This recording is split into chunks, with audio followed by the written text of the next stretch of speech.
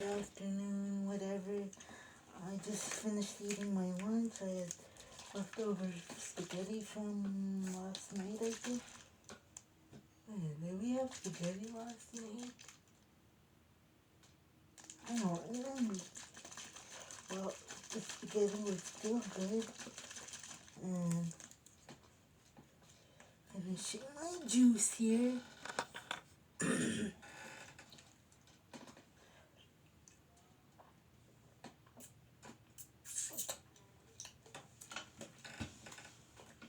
I took out, I think, $60 so I could try to save. Took a shower today.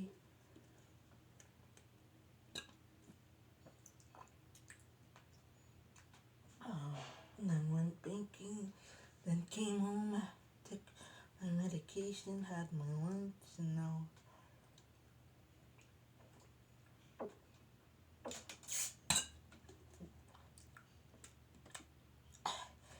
this is good for like UTIs and stuff.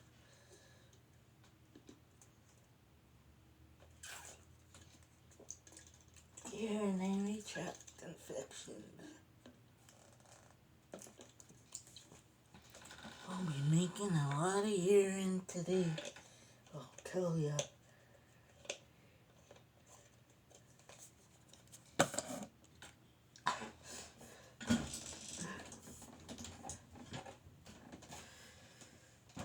I tie it up in a ponytail and it's still getting in and doesn't belong in there.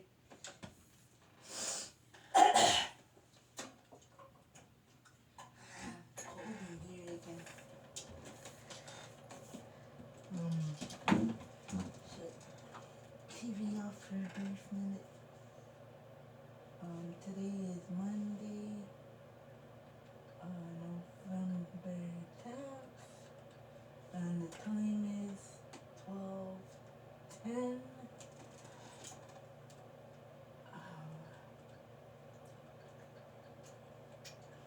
Just after lunch hour. Oh, my knee.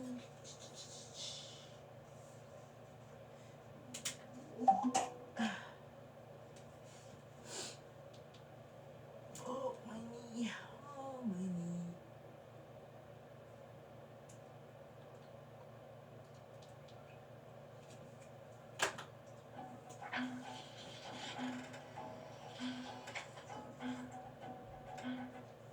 You'll see it. You'll see it in my hand. Especially when I see it in my hand.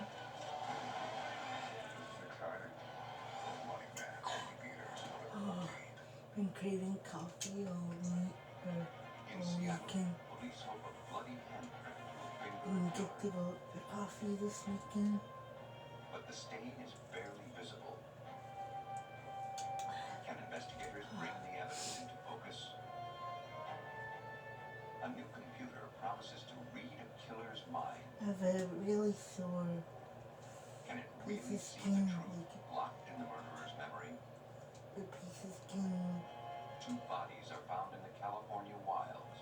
And I don't want to take it Clues are out spotty and scarce. because To bring the killer to light, police rely on a new laser technique. like this before. When evidence can't be seen with the naked eye, investigators must use extraordinary means to find it. As technology develops to tease out clues, it's providing detectives This with an really fast so infallible she witness. doesn't see it when she comes in.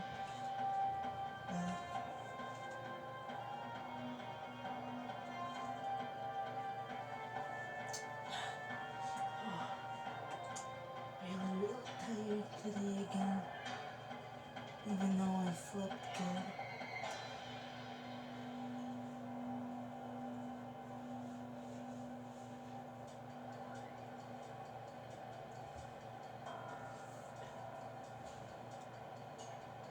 Forensic science is constantly evolving, from the discovery of the uniqueness of the human fingerprint to the ability to match a criminal to his crime. scraped my DNA skin off my profiling. phone. Technology continues to provide investigators with new weapons. But fingerprint and DNA evidence are discovered in only 1% of all cases. When trusted techniques fail, investigators must turn to cutting-edge technology to bring invisible clues to light. On the clear spring morning of May 14, 1995, in Kirkland, Washington, just outside Seattle, Randy Akall returned from work and noticed that his neighbor's front door was propped open.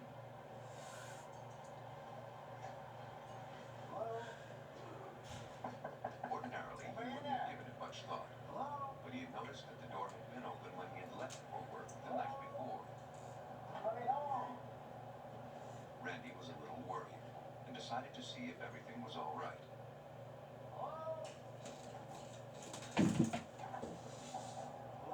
As he entered the bedroom, a gruesome sight. He wouldn't have given it much thought, but he had noticed that the door had been open when he had left for work the night before.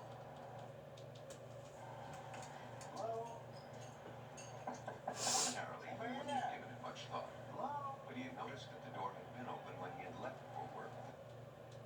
Washington, just outside Seattle.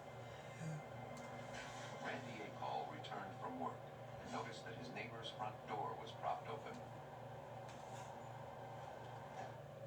Oops. Just outside Seattle. My bad. Randy Akall returned from work and noticed that his neighbor's front door was propped open.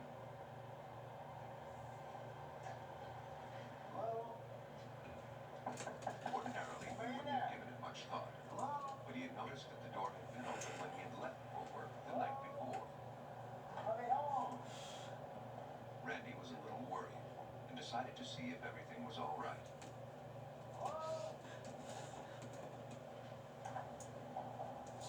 As he entered the bedroom, a gruesome sight greeted his eyes. He found the body of a woman in her 30s lying in a heap at the foot of the bed. Her head was covered in the top bed sheet, and a t-shirt was bunched up around her neck. Blood stained the carpet beneath her. Horrified, Randy dialed 911. Yes, I'd like to report an emergency.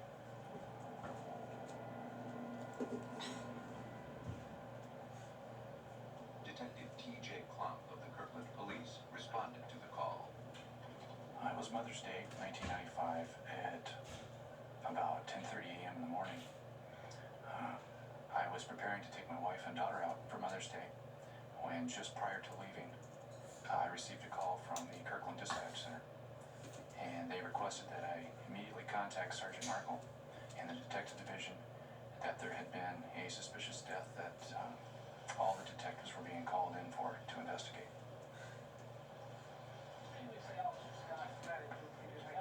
When the police reached the apartment, they saw no sign of forced entry.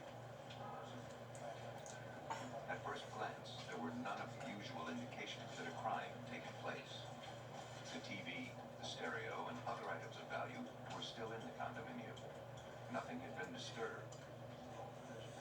Once I arrived there, and after we had obtained the search warrant, we entered the condominium. And the first thing that struck me was how clean it was for a crime scene. It was very clean, immaculate.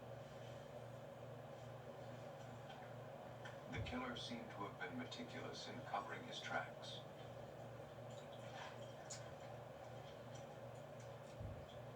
Detectives set about trying to uncover what few clues they could.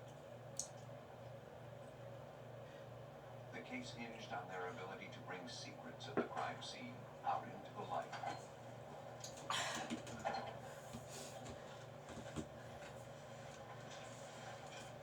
A driver's license was found in a denim purse. The murdered woman was identified as Dawn Ferry, a student at the Lutheran Bible Institute who had been living at the condominium for several months. Autopsy evidence, including the body's temperature and its state of rigor mortis, indicated that she had been killed within the last 24 hours. Further test results indicated that the victim had been sexually assaulted, but none of